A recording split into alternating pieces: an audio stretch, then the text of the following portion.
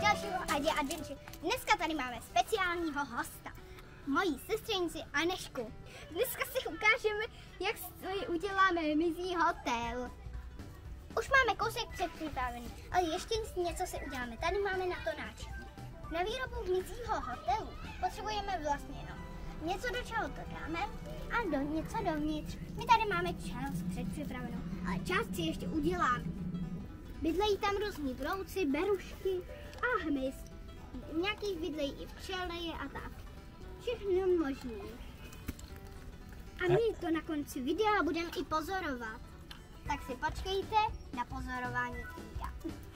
Bla bla bla. Dáme tam i trošku kůry. Na konci budeme pozorovat jiný hotel. Takhle vypadá náš mizí hotel ze zadu. Ahoj! Ahoj! Čau, čau, čau! Blá, blá, blá. To je náš další mizí hotel. Budeme pozorovat ten, protože na něj ho lítá víc. Koukněte. Tu sama včela samotářka. Včela, vosa, čmelák. A tady nám leze ploštice ze záchoda. Jo, kterou jsme zachránili. Vyfotil jsi ji? Není to nádhera? Je to paráda. Tady máme nový.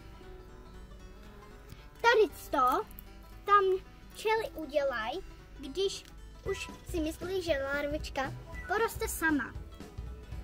Oni nakladou vajíčka, pak je krměj larvičku, co se z nich vylíhne, a až si myslí, že bude růst sama, tak tam udělají takovouhle zarážku.